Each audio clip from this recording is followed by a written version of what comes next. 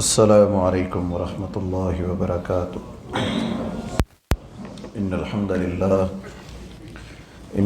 للہ نحمده ونستعینه ونستغفره ونؤمن به ونتوکل علیہ ونعوذ باللہ من شرور انفسنا ومن سیئات اعمالنا من يهده الله فلا مضل له ومن يضلله فلا هادي له وأشهد أن لا إله إلا الله وحده لا شريك له وأشهد أن محمدا عبده ورسوله اللهم صل على محمد وعلى آل محمد كما صليت على إبراهيم وعلى آل إبراهيم إنك حميد مجيد اللهم محمد وعلى آل محمد كما باركت على إبراهيم وعلى آل إبراهيم إنك حميد مجيد أما بعد فإن خير الحديث كتاب الله وخير الهدي هدي محمد صلى الله عليه وسلم وشر الأمور محدثاتها وكل محدثة بدعة وكل بدعة ضلالة وكل ضلالة في النار أعوذ بالله من الشيطان الرجيم بسم الله الرحمن الرحيم يا أيها الناس اتقوا ربكم الذي خلقكم من نفس واحدة وخلق منها زوجها وبث منهما رجالا كثيرا ونساء واتقوا الله الذي تساءلون به والأرحام إن الله كان عليكم رقيبا يا أيها الذين آمنوا اتقوا الله وقولوا قولا سديدا يصلح لكم أعمالكم ويغفر لكم ذنوبكم ومن يطع الله ورسوله فقد فاز فوزا عظيما يا أيها الذين آمنوا اتقوا الله حق تقاته ولا تموتن إلا وأنتم مسلمون۔ صدق اللہ العظیم۔ ہر قسم کی تعریفات تمہیدات اللہ خالق و مالک کے لیے جو مشکل کشا ہے، پروردگار ہے، جس نے مجھے اور آپ احباب کو یہ توفیق دی ہم آج خطبہ جمعہ میں تشریف لائے۔ اللہ تعالی ہماری اس عبادت کو قبول فرمائے۔ درود و سلام ہو اللہ کے نبی جناب محمد رسول اللہ صلی اللہ علیہ وآلہ وسلم پر۔ قرآن مجید انسانوں کی بہترین رہنمائی کرتا ہے۔ بجھے ہوئے دل، زنگ آلود دل، اجڑی ہوئی زندگیاں سنوارنے کا بہترین کام کرتا ہے۔ قرآن مجید بہترین استاد ہے، بہترین دوست ہے، ایک ایسی کتاب ہے جو شخص جس انداز سے اس سے تعلق بناتا ہے یہ اس سے بہتر انداز میں اس کی رہنمائی کرتا ہے۔ بگڑے لوگوں کی اصلاح اللہ تعالیٰ نے قرآن مجید کے ذریعے کر دی۔ جن کی زندگیوں میں برکتیں نہیں ہیں، رونقیں نہیں ہیں، خوشحالیاں نہیں ہیں، انہوں نے قرآن کو تھاما، اللہ نے قرآن کو ان کے لیے رزق کا ذریعہ بنا دیا۔ جنہوں نے قرآن سے محبت کی، اللہ تعالیٰ نے پستیوں سے نکال کر دنیا کا امام ان کو بنا دیا۔ مسلمان دنیا میں کوئی جانتا بھی نہیں تھا کہ مسلمان بھی کوئی قوم ہے، اسلام بھی کوئی چیز ہے، لیکن جب اس قرآن کو تھام کر مسلمان اٹھے تو اللہ رب العالمین نے ساری زمین مسلمانوں کے لیے مسخر کر دی۔ تو قرآن مجید حقیقت میں ایک انقلاب پیدا کر دینے والی کتاب ہے جو انسانوں کو قدم قدم پر ایک آیت کے بعد دوسری آیت، ایک رکوع کے بعد دوسرا رکوع، ایک سورت کے بعد دوسری سورت، ایک واقعہ نبی کا گزرتا ہے، دوسرے نبی کا واقعہ آ جاتا ہے، دوسرے کا گزرتا ہے، تیسرے نبی کا قصہ آ جاتا ہے۔ تو قرآن مجید بار بار دہراتا ہے، بار بار پکارتا ہے۔ کوئی شخص یہ عذر پیش نہیں کر سکے گا کہ میں سمجھنا چاہتا تھا، مجھے کوئی رہنمائی نہ دینے والا ملا، میں عمل کرنا چاہتا تھا، مجھے کوئی بتانے والا نہیں تھا، میں بڑا پریشان تھا، میری پریشانیوں کا علاج کسی کے پاس نہیں تھا، میں غمزدہ تھا، میری اس دکھ کی، درد کی گھڑی میں مجھے کوئی داد رسید کرنے والا نہیں تھا۔ کوئی شخص یہ عذر پیش نہ کر سکے گا۔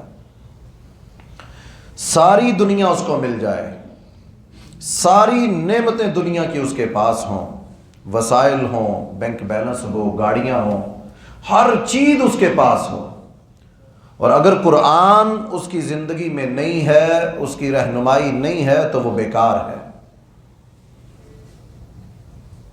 اگر قرآن ہے اور دنیا کی کوئی نعمت بھی اس کے پاس نہیں ہے، تو یقین کیجئے اس سے بڑی نعمت، اس سے بڑا سکون اور راحت دنیا میں کوئی نہیں ہے۔ یہ بات صرف مسجد کے منبر سے کہی جا رہی ہے اس لیے نہیں، 14 صدیاں گزر گئیں، بڑے بڑے حکمرانوں نے اس کو جانچا، بڑے بڑے لیڈروں نے پرکھا، بڑی بڑی سیاسی جماعتوں نے پرکھا، بڑے بڑے لوگ اس زمین پر آئے، وہ مسلمان تھے یا کافر تھے، اپنی تنہائیوں میں، اپنے قریبی لوگوں میں وہ اقرار کر کے گئے کہ ہم نے ساری زندگی بیکار اور بکواس گزار دی، ہمیں سمجھ تب آئی جب ہم بستر پر لیٹے ہوئے تھے، آخری وقت تھا، اب کچھ کر بھی نہیں سکتے تھے، تب سمجھ آئی کہ قرآن سے بہتر دنیا میں کوئی رہنمائی دینے والا ہی نہیں تھا۔ اپنے بیٹوں کو قریب بٹھایا، نصیحت کی، بیٹا جو غلطیاں ہم کر کے چلے گئے ہیں تم نہ کرنا۔ اور نبی علیہ السلام نے جاتے ہوئے اس امت کو کہا، 2 چیزیں میں تمہیں دے کر جا رہا ہوں، ان کو تھام لو گے، پوری دنیا تمہیں گمراہ نہیں کر سکتی،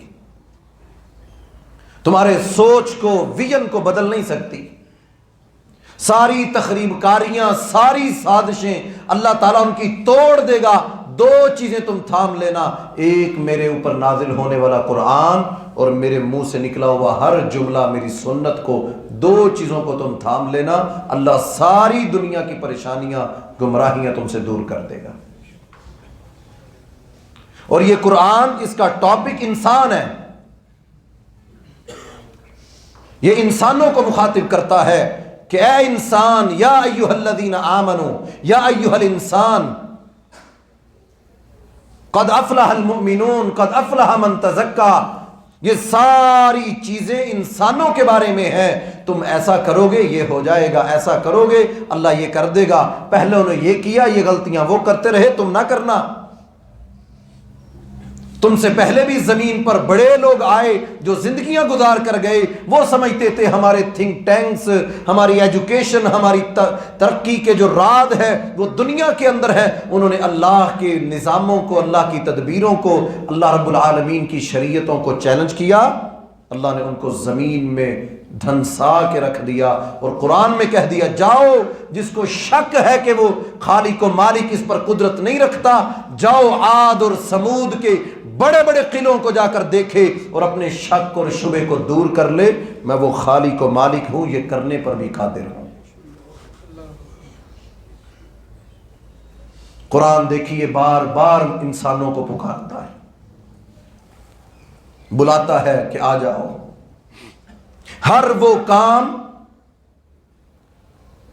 جو شریعت کے خلاف ہو، قرآن کہتا ہے وہ جائز نہیں ہے۔ کسی کو برا لگے، کسی کو اچھا لگے، برادری خوش ہو، خاندان، قبیلہ، کوئی بھی دنیا کا بندہ ہو، اگر تمہیں تولنا پڑ جائے، موازنہ کرنا پڑ جائے، اگر تمہارا رب یہ کہتا ہے کہ ایک طرف میرے نبی پلڑے میں ہو، دوسری طرف پوری کائنات بھی ہو، اللہ تمہیں حکم دیتے ہیں تم نے اپنے نبی کے پلڑے کو چننا ہے، میں دنیا بھی تیرے قدموں میں ڈال دوں گا۔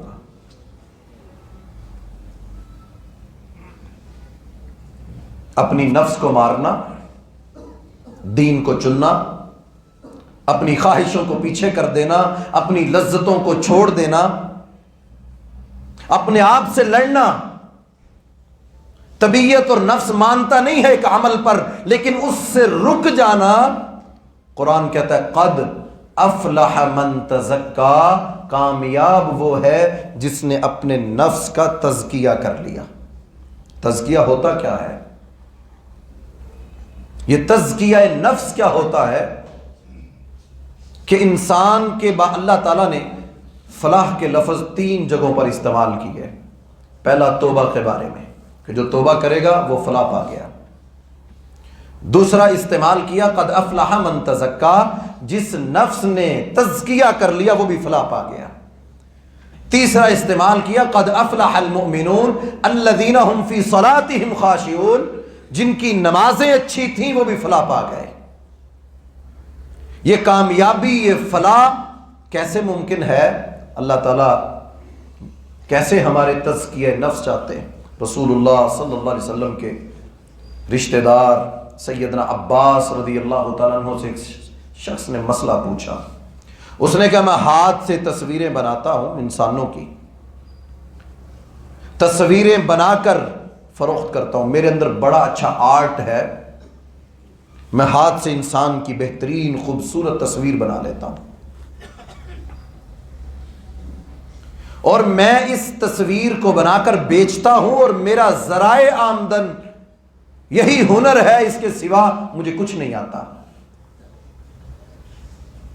حضرت عباس رضی اللہ تعالی عنہ سے ایک شخص نے یہ سوال کیا کہ میری ساری زندگی کا ہنر یہی ہے، میں تصویریں بناتا ہوں، تو میری کمائی اس سے آتی ہے، اب یہ جائز ہے یا حرام ہے، مجھے فتویٰ دے دیں۔ عباس رضی اللہ تعالی عنہ نے فرمایا کہ میں نے رسول اللہ صلی اللہ علیہ وسلم سے سنا، جس شخص نے کسی جاندار کی تصویر بنائی، اب اس میں بھی 2 طرح کے مسئلے ہیں، ایک ہے موبائل سے بنانا اور ایک ہاتھ سے بنانا۔ بہرحال تصویر حرام ہے، وہ میں بناؤں یا آپ بنائیں۔ رسول اللہ صلی اللہ علیہ وسلم نے فرمایا کہ جو بناتا ہے اور اس کی کمائی وہ حرام ہے، قیامت کا دن ہوگا، حکم ہوگا اس میں روح ڈالو، نہیں ڈالے گا تو عذاب ہوگا۔ یہ مسئلہ اس صحابی نے پوچھا، سنا، اس کا چہرہ زرد ہو گیا، رنگت بدل گئی، غم زدہ ہوا، پریشانی میں آ گیا کہ میرا ذرائع آمدن حرام کا۔ تزکیہ نفس کسے کہتے ہیں؟ یہ ایک حدیث بخاری کی جو میں نے آپ کو سنائی، امام بخاری رحمہ اللہ اس کو اپنی کتاب میں لے کر آئے، اس کو بیان کیا، امت کے سامنے اس مسئلے کو رکھا۔ آج بھی مسئلہ ہے نا ہماری ذرائع آمدن میں، اگر ایک بندے کا جواب صحیح نہ لگے تو ہم کیا کرتے ہیں؟ دوسرے کے پاس، تیسرے کے پاس، کوئی نہ کوئی تو ایسا ہوگا جو ہمارے کام پہ ٹھپا لگا دے کہ یہ جائز ہے۔ تزکیہ نفس یہ ہے کہ جو شریعت کے خلاف عمل ہو اس سے رک جائے، یہ نفس کا تزکیہ ہے کہ انسان نے اپنے نفس کا تزکیہ کر لیا، اپنے آپ کو روک لیا، پاک کر لیا۔ وَنَهَا النَّفْسَ عَنِ الْهَوَىٰ، اپنی خواہشوں کو روک کر اللہ کے حکم کو آگے رکھا۔ صحابی نے مسئلہ پوچھا، اس نے کہا میں آج کے بعد یہ کام کبھی نہیں کروں گا، میرے تو علم میں نہیں تھا۔ مسبب الاسباب وہ ہے، رزق دینے والی وہ ذات ہے، رزاق وہ اللہ ہے۔ زندگی بدلتے دیر نہیں لگتی۔ کل کے امیر ہم نے غریب دیکھے، ہسٹری پڑھیے گا، دنیا کے جتنے، ساری دنیا کی دولت کن لوگوں کے پاس ہے؟ دنیا کا سب سے امیر انسان کون ہے؟ آپ کی انگلیوں کے نیچے ہے، گوگل کیجئے گا، بلینر ہے، دنیا کے کئی ملک وہ خرید سکتا ہے، اتنی دولت اس کے پاس۔ پاکستان جیسے کئی ملک وہ اکیلا انسان چلا سکتا ہے، اللہ نے ساری دنیا کی آدھی دولت ایک انسان کے ہاتھ میں دے دی۔ برطانیہ کی ایک یونیورسٹی میں وہ لیکچر دیتا ہے. اتنا کمانے کے بعد وہ کیا کہتا ہے؟ ایک لیکچر کے دوران سارا کچھ کمانے کے بعد، ساری زندگی کھپانے کے بعد، بال سفید ہونے کے بعد اس کے جملے کیا ہے؟ وہ کہتا ہے کہ میں نے اپنی ساری زندگی میں یہ حل نکالا ہے کہ میں اپنی ساری دولت کو 10% صرف اپنے بچوں کو دوں گا، 90% دولت میری ریلیف میں انسانیت کے لیے خرچ ہوگی. ہم بڑے متاثر ہوتے ہیں جناب، کیا بات ہے. 1400 سال پہلے مسجد نبوی میں رسول اللہ صلی اللہ علیہ وسلم نے نماز پڑھائی، سلام پھیرا، فوراً گھر چلے گئے. صحابہ کہتے ہیں ہم نے اتنی جلدی آپ کو جاتے ہوئے نہیں دیکھا. ہم نے تعجب کیا، اللہ کے نبی فوراً مسجد سے. ہم نے پوچھا اللہ کے رسول صلی اللہ علیہ وسلم کیا ہوا، کوئی مسئلہ، کوئی پریشانی؟ آپ نے فرمایا مجھے نماز میں ایک وہم دل میں خیال آیا کہ میرے گھر میں ایک سونے کی ڈلی پڑی ہے اور میں نے وہ صدقہ کرنی تھی، دینی تھی، کسی کو دے نہ سکا. میں فوراً گیا کہ میں اس کو اللہ کی راہ میں دے دوں. آپ نے فرمایا مجھے کوئی احد پہاڑ سونے کا مل جائے، میں اس کو بھی اللہ کی راہ میں خرچ کر دوں گا. یہ تو آج دنیا مثالیں دے رہی ہے نا، اتنا کمانے کے بعد کہ ہم خرچ کر رہے ہیں. 1400 سال پہلے اسلام کے رہبر رہنما جناب محمد رسول اللہ صلی اللہ علیہ وسلم نے فرمایا دینے والا ہاتھ لینے والے سے بہتر ہے. دینے والے کا کبھی کم نہیں ہو سکتا. یہ آج دنیا پریکٹیکل کر کے دکھا رہی ہے. 1400 سال پہلے اللہ کے نبی صلی اللہ علیہ وسلم نے یہ چیزیں بتا دی، اپنے عمل سے بتائیں. اور یہی وجہ ہے کہ عائشہ رضی اللہ تعالی عنہا کے پاس 1,00,000 درہم امیر معاویہ رضی اللہ تعالیٰ عنہ نے بھیجے. روزے کی حالت میں تھی، صبح کے وقت وہ مال آیا، افطاری سے قبل ساری تقسیم کر چکی تھی. ملازمہ کہنے لگی سیدہ افطاری میں کیا لاؤں؟ کہا کچھ بھی لے آؤ، جو مال آیا تھا اسی میں سے کچھ منگا لو. کہا امی جان سیدہ عائشہ رضی اللہ تعالی عنہا جو مال تھا آپ نے سارا ہی خرچ کر دیا، اپنی افطاری کے لیے بھی کچھ نہ بچا. یہ اسلام ہمیں بہت پہلے سبق دیتا رہا، سمجھاتا رہا. ہم مسلمانوں نے کیا سمجھا؟ جوڑنا جمع کرنا ہی سب کچھ ہے. اسلام تو کنسیپٹ ہی خرچ کا دیتا ہے. آج دنیا بل گیٹس کی، مائیکل جیکسن کی، دنیا آج دنیا کے جو ٹائکونز ہیں ان کی مثالیں دے کر ہمیں سمجھاتے ہیں یہ دیکھیں جی یہ انسانیت کا کام کرتے ہیں.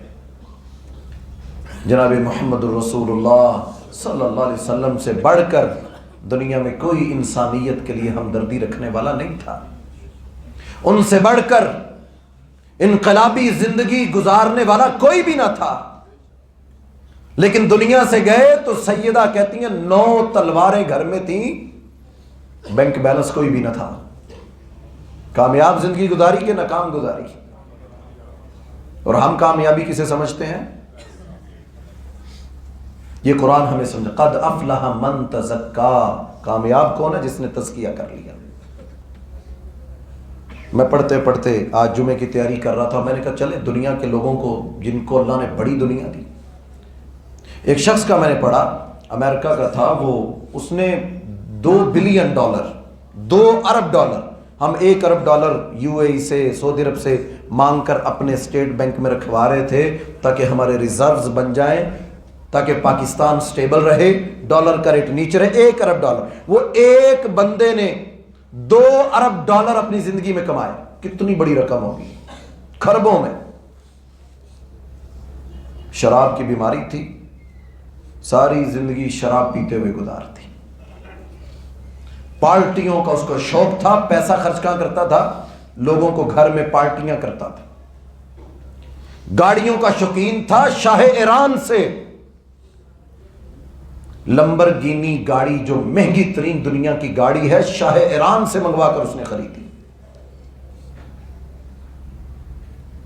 سارے شوق اس نے اپنی زندگی کے پورے کیے، لیکن شراب نوشی کے عالم میں بیمار ہوا.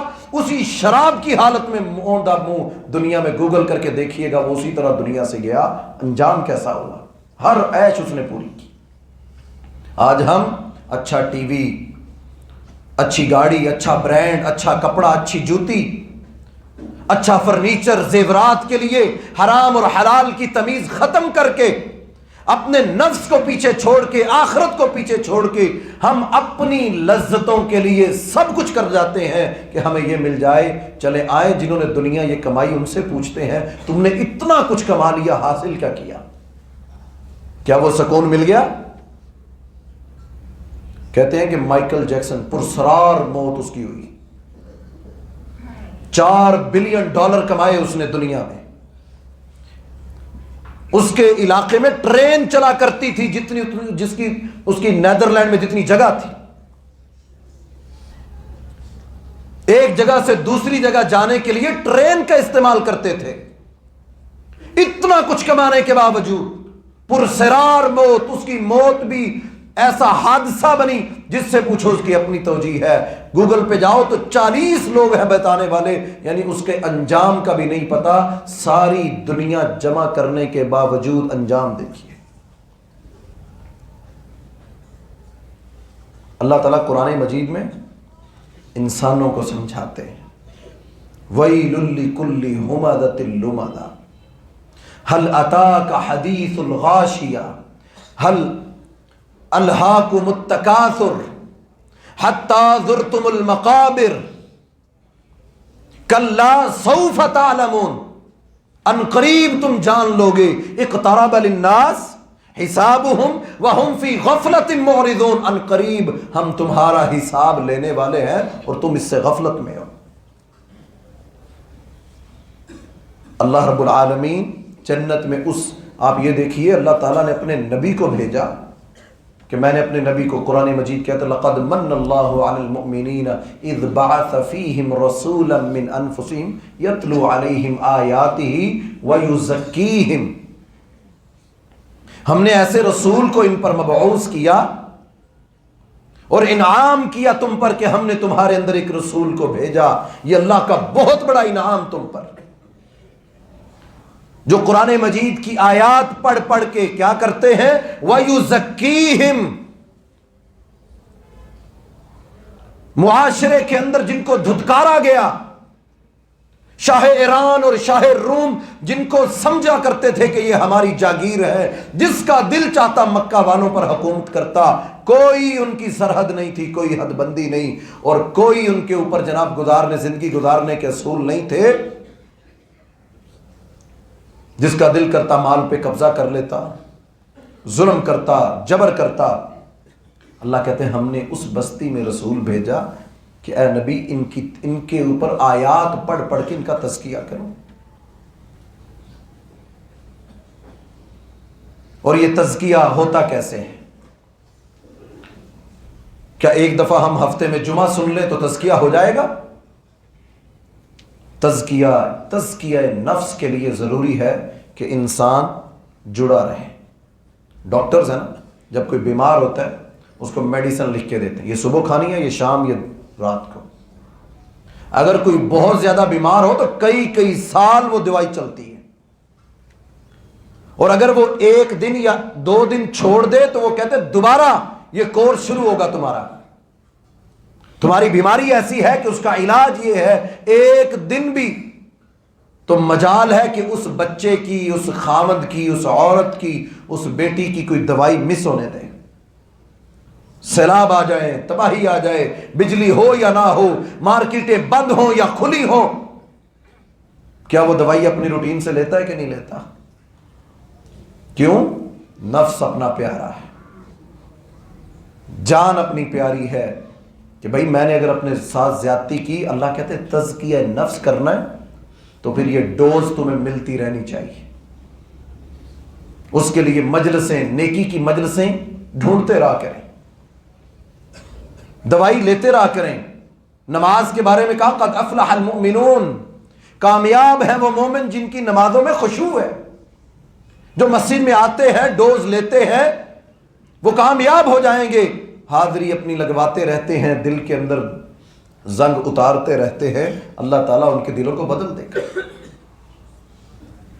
یہی وجہ ہے کہ عمر بن خطاب رضی اللہ تعالیٰ عنہ اکثر کہا کرتے، ایک شخص کو دیکھا، اس نے سر اپنا نیچے جھکایا ہوا بازار سے گزر رہا ہے۔ ہمارے ہاں بھی یہ تصور ہے نا، ہم نیک اسے سمجھتے ہیں کہ جو وجاہت میں، شکل و صورت میں بڑا بن ٹھن کے رہتا ہو، بڑا جبہ اس نے پہنا ہو، ہم کہتے ہیں جناب اس سے بڑا تو کوئی نیک انسان ہی نہیں۔ عمر بن خطاب رضی اللہ تعالیٰ عنہ نے ایک شخص کو دیکھا، اس نے نظریں نیچے کی ہوئی، زمین کو گاڑ رہا ہے اور گزر رہا ہے۔ اب یہ کتنا اچھا عمل ہے، کسی کو دیکھنے کی ضرورت نہیں۔ عمر بن خطاب رضی اللہ عنہ نے اس کو روکا، یہ کیا کر رہے ہیں؟ کہا عمر تقوی، اپنی آنکھوں کو بچا رہا ہوں، اپنے آپ کو روک رہا ہوں۔ عمر بن خطاب رضی اللہ تعالیٰ عنہ کہنے لگے تقوی یہ نہیں ہے کہ اپنے آپ کو سائیڈ پہ کر لے انسان، جنگلوں میں جا کر رہنا شروع کر دے، اکیلا تنہا زندگی گزارنا شروع کر دے، یہ تقوی نہیں ہے۔ تقوی کیا ہے؟ ابی بن کعب رضی اللہ تعالی عنہ سے پوچھا مجھے بتاؤ یہ ہے کیا تقوی؟ کہا خاردار جھاڑیاں ہوں، اپنے کپڑے بچا بچا کر گزرنا۔ دنیا تو اللہ نے دے دی، رہنا انہی مارکیٹوں میں ہے، انہی شہروں میں ہے، اچھے برے لوگوں سے واسطہ تو پڑے گا، ان سے ہٹنا نہیں ہے بلکہ ان کے ساتھ کھڑا ہونا، ان کی اصلاح کرنی، کہیں تمہاری ہوگی کہیں ان کی ہوگی۔ تقوی یہ ہے کہ ان جھاڑیوں سے خود کو بچا بچا کر گزارنا، یہ اصل زندگی۔ یہ قرآن اسی نفس کو مخاطب کرتا ہے۔ عمر بن خطاب رضی اللہ عنہ کہا کرتے تھے اپنا محاسبہ کرو قبل اس سے کہ تمہارا محاسبہ ہو۔ اپنے آپ سے کبھی تو بیٹھے زندگی میں اکیلے بیٹھ کے اپنے آپ کے بارے میں سوچیں تو صحیح، میں ہوں کیا، میری حیثیت کیا ہے، میری وقت کیا ہے۔ آج اگر میں آنکھیں بند کر جاؤں تو میرے ساتھ دعائیں کس کی ہیں، میرا نام اعمال کیا ہے، میری اس ڈائری میں، میرے اس ورق میں کوئی آنسو، کوئی اللہ کا خوف، مجھے کل کس جگہ کھڑا کیا جائے گا، کبھی تو بیٹھ کے سوچیں۔ کاروبار کرتے ہیں تو سوچتے ہیں، اسکول میں بچہ داخل کرتے ہیں تو سوچتے ہیں کل کو اس کو کیا بنانا ہے، یہ کہاں جائے گا، بیٹا اس سکول میں جاؤ گے، وہ سکول والے کہتے ہیں جناب آئے ہم آپ کو بتاتے ہیں، یہ سکسیس سٹوریز ہیں ہماری، یہاں سے پڑھنے والا بچہ وہ دیکھیں کہاں دنیا میں جا کر نام روشن کرتا ہے۔ ہم ان سکولوں کا انتخاب کرتے ہیں، ہم ان ٹیچروں کا تعارف کرواتے ہیں، جناب اس کا پڑھا ہوا بچہ کہاں پہنچ گیا۔ کبھی ہم بھی تو سوچیں قیامت کے دن ہم کہاں کھڑے ہوں گے۔ ہسپتال میں داخل ہوں، میو میں، جنرل میں، جناح میں، کبھی زندگی میں موقع ملے جایا کریں۔ پیسے بڑی بڑی نعمتیں بھی اللہ نے ہمیں دی، پوچھیں اس 80 سالہ مرد سے، عورت سے جس کو اللہ نے اربوں دیے تھے، آج خود اپنے منہ میں نوالا لے کر وہ نہیں جا سکتا، ایک نرس کھڑی ہے اس کو کھانا کھلاتی ہے۔ پوچھیں اس سے کہ آج کون سا ہار پہنو گی، اس مرد سے پوچھئے جناب بتائیں 2024 کی نئے ماڈل کی گاڑی آنے والی ہے، بتائیں کون سی گاڑی میں بیٹھ کر سفر کرنا چاہیں گے۔ وہ 80 سال کا بستر پر پڑا ہوا ارب پتی انسان وہ آپ کو پوری زندگی کا خلاصہ یہ بتائے گا کہ یہ سارا کچھ یہ نہیں ہے۔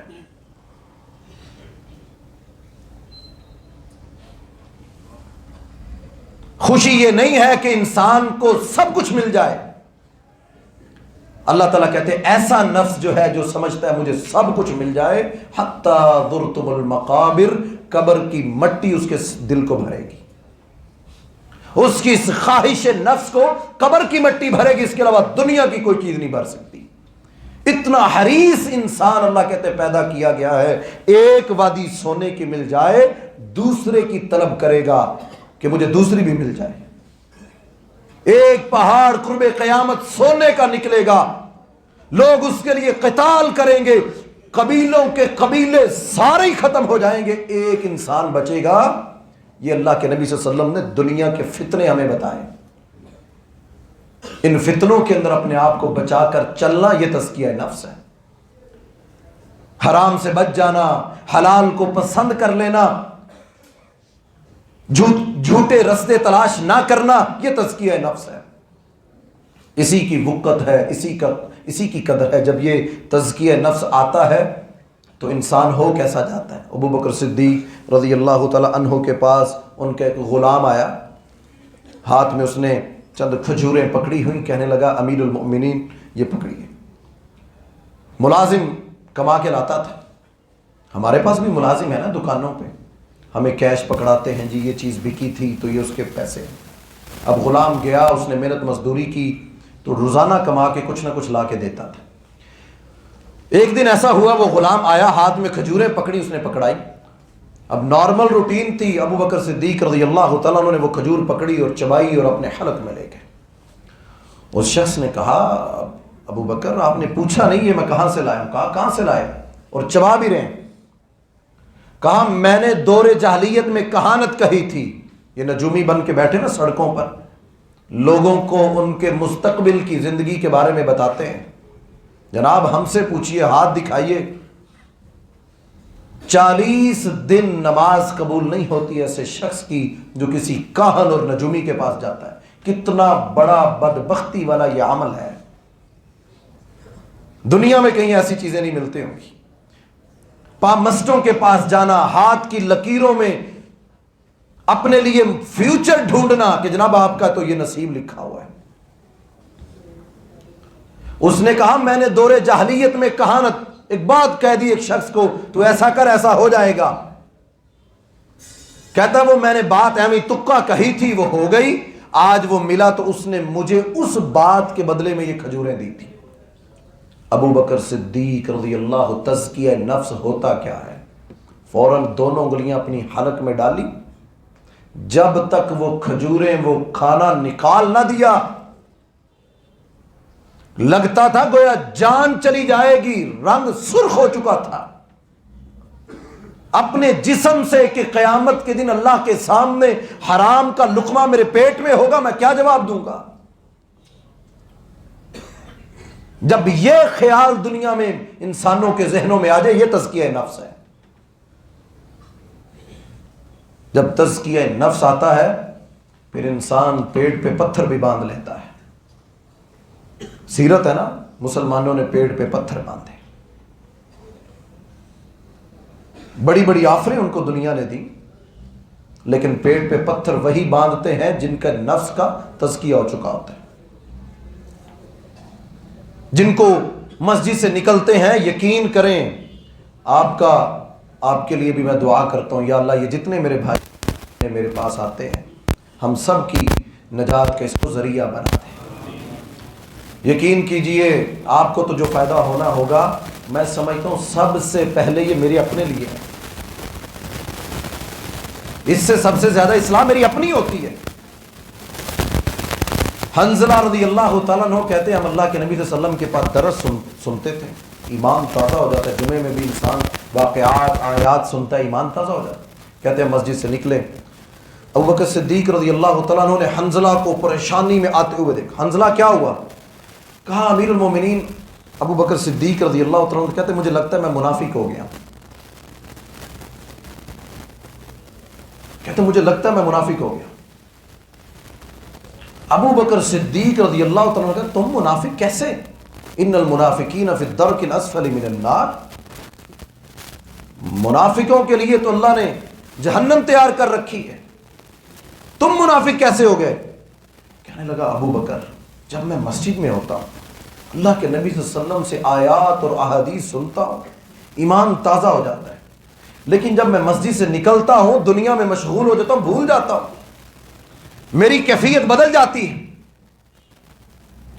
مجھے وہ جمعہ وہ درس وہ باتیں ذہن سے نکل جاتی ہیں۔ ہم سب کے ساتھ یہ ہوتا ہوگا، لیکن کبھی ہمیں صحابہ کرام اتنا غور کرتے تھے ان چیزوں کے بارے میں، اتنی فکر ہوتی تھی۔ ابو بکر صدیق رضی اللہ تعالیٰ کہنے لگے حنظلہ اگر تجھے یہ خیال آیا ہے تو یہ معاملہ تو میرے ساتھ بھی ہے کہ جب ہم مسجد میں ہوتے ہیں، خطبے میں ہوتے ہیں، اللہ کے نبی صلی اللہ علیہ وسلم کی مجلس میں تو ایمان تازہ ہوتا ہے، اور جب ہم یہاں سے جاتے ہیں تو کیفیت بدل جاتی ہے۔ چلو چلتے ہیں۔ اللہ کے نبی صلی اللہ علیہ وسلم سے جا کر اس مسئلے کا حل پوچھتے. گئے، کہا اللہ کے رسول صلی اللہ علیہ وسلم جب ہم آپ کے پاس ہوتے ہیں، مسجد میں ہوتے ہیں، جمعہ سنتے ہیں، درس، تو ایمانی کیفیت بہت زیادہ ہوتی ہے، لیکن جب نکل جاتے ہیں تو دنیا میں لگ جاتے ہیں تو لگتا ہے کہ ہم منافق ہو گئے ہیں. اللہ کے رسول صلی اللہ علیہ وسلم نے فرمایا حنظلہ یہ منافقت نہیں ہے، یہ منافقت نہیں ہے. فرمایا حنظلہ جو کیفیت تمہاری میرے پاس ہوتی ہے، اگر یہی کیفیت تمہاری مارکیٹوں میں باہر جا کر بھی یہی کیفیت ہو تو اس ذات کی قسم جس کے ہاتھ میں محمد کریم صلی اللہ علیہ وسلم کی جان ہے، اللہ کے نورانی فرشتے زمین پر اتر کر تمہارے ساتھ مصافحہ کرتے. اگر یہ کیفیت تمہاری باہر بھی ہو جائے تو اللہ کے فرشتے مصافحہ کرتے تمہارے ساتھ. تو انسان کی کیفیت بدلتی رہتی ہے، اس لیے قرآن بار بار نصیحت کرتا ہے، آیتیں دہرائی جاتی ہیں، واقعات دہرائے جاتے ہیں، بار بار انسان کو اللہ پکارتے ہیں، اے انسانو یا ایھا الذین آمنوا اتقوا اللہ، اے لوگو جو ایمان لائے ہو اللہ سے ڈر جاؤ. وَتَنْظُرْ نَفْسٌ مَا قَدَّمَتْ لِغَدٍ، دیکھو اور جانو تمہارے نفس نے، نفس ما قدمت لغد، تمہاری جانوں نے آخرت کے لیے کیا تیار کیا ہے. اللہ کہتے جانو اپنے بارے میں. تو جب یہ تزکیہ آتا ہے پھر نظریں جھک جاتی ہیں. محبت تھی نا ایک شخص کو، صحابی تھے، کہتے مجھے ایک عورت سے بڑی محبت تھی دور جاہلیت میں نے اسلام قبول کر لیا، میں نے ہجرت کی، مدینہ چلا گیا.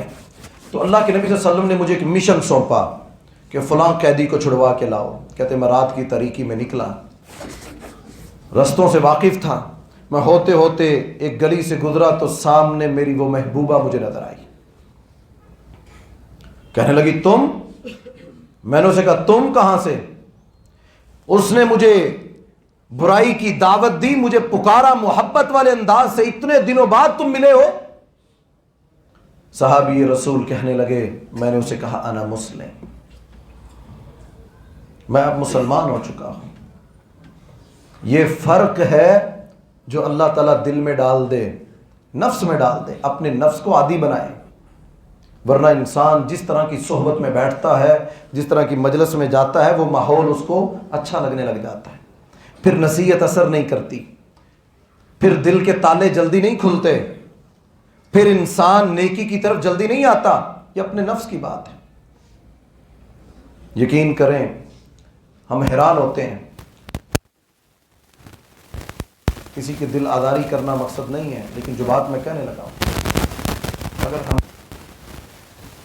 ایس ایچ او فون کر دے جناب کل 11 بجے یہاں پہ ہوں آپ، سارے کاروبار، بچوں کو سکول سے لانا تھا، گاہک آ گیا تھا، ہمارے یہی پرابلمز ہیں نا جی، میری مصروفیت ایسی ہوتی ہے، ٹائم کی سمجھ نہیں آتی، کمپنی چھٹی نہیں دیتی، یہی سارے بہانے.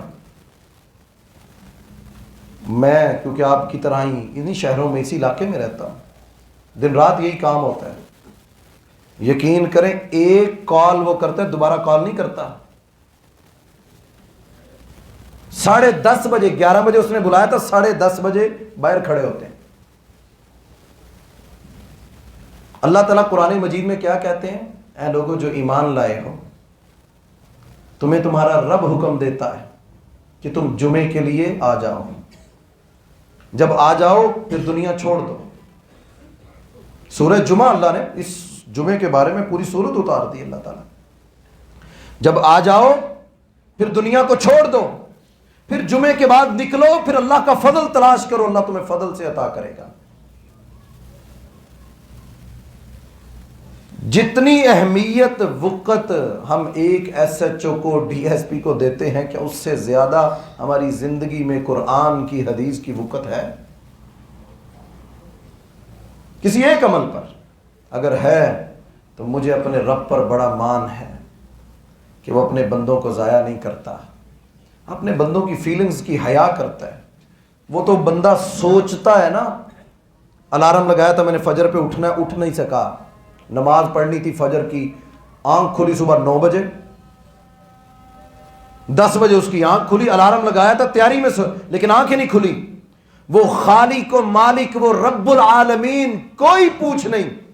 کہا فرشتوں لکھو میرا یہ بندہ اٹھ کر صبح 9 بجے یہ نماز پڑھ رہا ہے، لیکن رات کو سویا تھا، خالصتاً نیت اس کی فجر پڑھنے کی تھی، فراڈ نہیں تھا، دھوکہ نہیں تھا کہ اٹھا گیا تو ٹھیک ہے ورنہ کوئی بات نہیں، یہ نہیں، نیت اس کی خالص تھی۔ اکیلا نماز پڑھتا ہے لیکن اللہ اس بندے کی کتنی حیا کرتے ہیں، اس کو اجر کتنا ملتا ہے؟ 27 نمازوں کے برابر۔ نیتوں کی حیا بھی وہ خالق و مالک اپنے بندے کی کرتا ہے۔ حدیث میں آتا ہے ایک بندہ تہجد کے لیے نیت کر کے سوتا ہے، صبح آنکھ کھلتی ہے، فجر کے وقت تہجد کا ٹائم گزر گیا، نبی علیہ السلام نے فرمایا اللہ تعالیٰ اس بندے کی نیت کی وجہ سے اس کے نامہ اعمال میں لکھ دیا جاتا ہے کہ اس نے قیام کیا تھا۔ تو اللہ کے ساتھ یہ تعلق بنا کے دیکھیں، یہ تعلق کی بات ہے۔ عبد المنان نور پوری حافظ رحمہ اللہ دنیا سے چلے گئے، محدث تھے اس دور کے، اس صدی کے بڑے بڑے دردناک سانحات میں سے یہ بھی امت کے لیے سانحہ تھا۔ بہت بڑے عالم گجرانوالہ کے، ایک مقدمہ ہوا، ایک شخص نے ان پر مقدمہ کروا دیا، ایک پولیس والے نے ان کو فون کیا کہ کہاں پہ ہیں، آپ کو گرفتار کرنا ہے۔ انہوں نے کہا میں ایک دکان سے اٹھا ہوں اور میں اتنے ٹائم میں اپنے مرکز پہنچ جاؤں گا۔ فون بند کر دیا۔ جو ساتھ بندہ تھا وہ اس نے سنا جی کس کا فون تھا، وہ کہہ رہے کوئی تھانے سے فون تھا جی آپ کے خلاف پرچہ ہوا ہے۔ وہ ساری کالیں چل گئیں کہ شیخ الحدیث اس کو گرفتار کرنا ہے، ایس پی تک ڈی ایس پی تک کالز چل گئی کہ جناب ان کو گرفتار نہ کیا جائے۔ تو لوگوں نے ان کو مشورہ دیا شیخ صاحب آپ مرکز نہ جائیں، آپ ہمارے گھر چلیں، ہم اس مسئلے کو حل کرتے ہیں۔ کہتے میں اس کو کہہ چکا ہوں کہ میں 10 منٹ تک مرکز آ رہا ہوں، میں نے مرکز جانا ہے۔ اب ان کو کون سمجھائے کہ آپ جھوٹ بول دیں؟ وہ مرکز پہنچے، ظاہر تعلقات، لوگوں نے بتایا کہ جناب کسی نے غلط فہمی پر پرچہ کروا دیا، وہ شریف انسان حدیثیں پڑھانے والے، کسی نے غصہ نکالا اور آپ اس کے خلاف۔ وہ خود آیا اور آ کر اس نے معذرت کی اور اس کو خارج کیا۔ ان کی کتاب ان کی سوانح حیات میں لکھی کہ وہ اس اتنی سی بات پر بھی وہ غلط بیانی نہیں کرتے تھے۔ انسان کا نفس ہے نا، انہوں نے عادی بنایا تھا اپنے نفس کو۔ ہم بھی اپنے آپ کو دیکھیں، ہم چھوٹی چھوٹی باتوں سے شروع کریں، ہم فون پہ کیا بات کرتے ہیں، بچوں سے کیا بات کرتے ہیں، اپنے گاہکوں سے کیا بات کرتے ہیں، چیز خریدتے وقت ہم کیا ہوتے ہیں، بیچتے وقت ہم کیا کرتے ہیں، لین دین کے وقت کیا ہوتے ہیں، ہمارا زندگی کا کیا زندگی کے اصول ہم نے بنائے ہوئے، اگر تو وہ قرآن مجید اور اللہ کے نبی صلی اللہ علیہ وسلم کے فرمان کے مطابق ہیں تو پھر انسان ہر چیز میں سرخرو ہوگا۔ ورنہ یاد رکھیے بڑے بڑے خوبصورت نوجوان قبر کی مٹی کھا گئے، بڑے بڑے ولی بیوروکریٹس، بڑے بڑے جرنیل، بڑے بڑے سیاستدان، دنیا کمانے والے آج مٹی میں پڑے ہیں۔ ہم سب کا بھی انجام یہی ہے، لیکن عقل مند آدمی، سمجھدار آدمی وہ ہے جو موجودہ دور میں اپنے آپ کو اسلام کے ساتھ، دین کے ساتھ، فرمان کے ساتھ، محمد رسول اللہ صلی اللہ علیہ وسلم کی شریعت کے ساتھ، اور اپنے نفس کا انشاءاللہ ہم اگلے جمعے میں مسجدوں کے حوالے سے بھی خاص بات کریں گے اور تزکیہ نفس کے حوالے سے بھی مزید باتیں کہ اللہ تعالیٰ اتنا زور تزکیہ نفس پہ کیوں دیا گیا کہ اللہ کے نبی صلی اللہ علیہ وسلم، یہ تزکیہ نفس تھا، پتھر باندھے تزکیہ نفس تھا، تزکیہ نفس تھا کہ ہجرت کر لی، سب کچھ چھوڑ دیا، بیوی بچے سب کچھ چھوڑ، یہ تزکیہ نفس تھا کہ ان کے نفس کی تزکیہ کر دیا جناب محمد رسول اللہ صلی اللہ علیہ وسلم نے، ان کی تیاری ایسی کروا دی، دنیا قدموں میں لا کے رکھ دی۔ غسان کے بادشاہ نے ابی بن کعب بن مالک رضی اللہ تعالیٰ عنہ کے پاس اس نے خط لکھا، کعب آدھی سلطنت تمہیں دیتا ہوں۔ عبداللہ بن حذیفہ کو شاہ ایران نے کہا اپنی بیٹی تیرے نکاح میں دیتا ہوں، اپنی بیٹی تیرے نکاح میں دیتا ہوں، آدھی سلطنت کا بادشاہ بناتا ہوں۔ اور ان مسلمانوں کو کوئی خرید نہ سکتا تھا، وہ ایمان بیچنے والے نہ تھے۔ کیوں؟ جو پہلے ایک ایک اونٹ پر لڑ پڑتے تھے، ایک ایک درہم اور دینار پر جانیں لے لیتے تھے، جناب محمد رسول اللہ صلی اللہ علیہ وسلم نے یتلو علیہم آیاتہ ویزکیہم، قرآن پڑھ پڑھ کے ایسا تزکیہ ان کا کیا کہ دنیا کی آدھی سلطنتیں ان کے پاس پیش کی گئیں، جوتی کی ٹھوکر پہ رکھا، مسکراتے ہوئے جواب دیا، کہا تم ہمیں دنیا دے کر جناب محمد رسول اللہ صلی اللہ علیہ وسلم کو چھوڑنے کا کہتے ہو کہ ان کی بات کو نہ مانو، تم ہمیں سمجھے نہیں۔ اللہ کی قسم عبداللہ کی 100 جانیں ہوں، یہ ایک کیا ہے، 100 جانیں عبداللہ بن حذیفہ کی ہوں، تم نے ابلتا ہوا تیل گرم کیا میرے لیے، اللہ کی قسم 100 جانیں، مجھے تو دکھ اس بات کا ہے کہ میری ایک جان کیوں ہے، 100 جانیں بھی ہوتی اسلام کے لیے، جناب محمد رسول اللہ صلی اللہ علیہ وسلم کے لیے ایک ایک کر کے پیش کر دیتا۔ یہ تزکیہ نفس ہے کہ اپنے نفس کو اسلام کے مطابق ڈھالا جائے، یہ اسلام ہے، یہ مسلمانی ہے۔ اللہ تعالیٰ مجھے آپ احباب کو عمل کرنے کی توفیق عطا فرمائے۔ اقول قولی ھذا استغفر اللہ لی ولکم ولسائر المؤمنین۔ ان الحمد للہ نحمده ونستعینه ونستغفره ونؤمن به ونتوکل علیہ ونعوذ باللہ من شرور انفسنا ومن سیئات اعمالنا، من يهده الله فلا مضل له ومن يضلل فلا هادي له، واشهد ان لا اله الا الله وحده لا شريك له، واشهد ان محمدا عبده ورسوله۔ ہمارا آج کا جو موضوع تھا تزکیہ نفس کے حوالے سے، یاد رکھیں اللہ رب العالمین نے اس کی جو برکات امت کو عطا فرمائی، اور جو بھی دنیا میں اس کے مطابق زندگیاں گزارتے ہیں اللہ تعالیٰ ان کو دنیا میں بھی عزت دیتا ہے اور آخرت میں بھی دے گا۔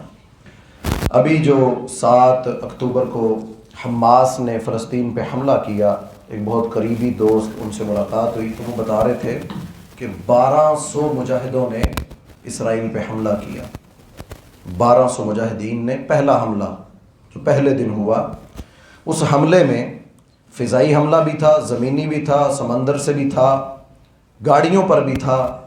کہتے وہ 1200 کے 1200 مجاہد 5 وقت کے نمازی تھے، اور 1200 کے 1200 مجاہد تہجد پڑھنے والے تھے، 1200 کے 1200 مجاہد کی ایک نماز بھی قضا نہیں تھی۔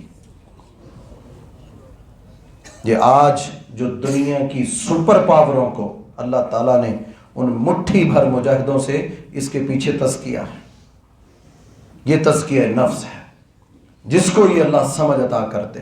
یقین کریں بڑی بڑی قوتوں کو افغانستان میں جن لوگوں نے روندا ہے، جن لوگوں نے دنیا کی ٹیکنالوجی کو اللہ کی محبت سے سرشار ہو کر کچلا ہے، الی لگی ہوئی روٹیوں سے انہوں نے افطاریاں کیں، گزارے کیے، لیکن نفس کے پاکیزہ تھے، بکے نہیں۔